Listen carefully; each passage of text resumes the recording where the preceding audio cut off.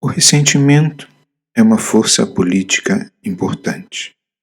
De fato, todos nós amargamos alguma dor, que é própria do existir no mundo, de contínuas mudanças e, consequentemente, todos têm algum tipo de contrariedade com relação ao próximo, com relação a outros, com relação ao mundo. A capacidade da política em manipular essas nossas contrariedades, que se tornam com frequência ressentimentos, e transformá-los em um vetor de organização e ação, é o que caracteriza em grande parte a política da esquerda a partir do século XIX. Embora tal movimento poderoso, deva ser dito, já estava presente e atuante na Revolução Francesa, mostrando sua potência. As nossas dores afetivas são causadas pela nossa resistência em aceitar a realidade do mundo, que é transitório e efêmero.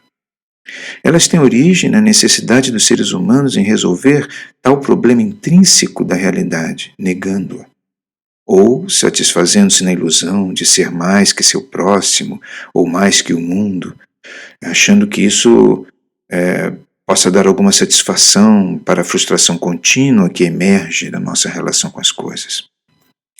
No entanto, se consegue convencer a muitos que, ao contrário do que dissemos, as dores são causadas não por essa realidade transitória, mas pelos pais, pelas famílias, pela igreja, por uma nação, uma classe, uma raça, por uma ordem política qualquer, encontra-se uma força de mobilização e organização tremendas, norteada por uma sede desfocada de vingança.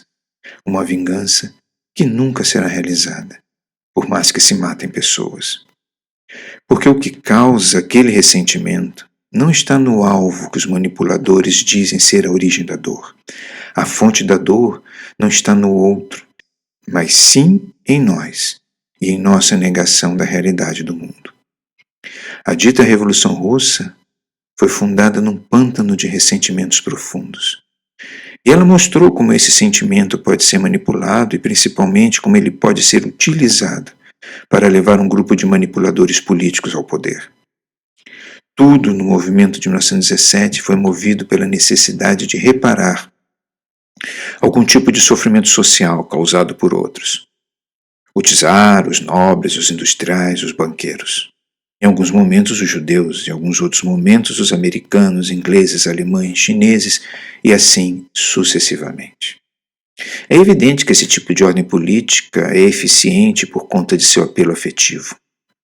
Mas é uma eficiência circunstancial porque por mais que se busquem os culpados de nossas dores nos outros, em alguma outra pessoa, ou em alguma classe ou o que for, nunca as razões dessa dor serão realmente superadas enquanto os que buscam não se derem conta de que viver nesse mundo exige conviver com essa dor e que ela tem a ver com a natureza da existência e com a natureza transitória das coisas, e com as dificuldades dos seres humanos em lidar com essa realidade e com o que são, seres mortais, circunstanciais.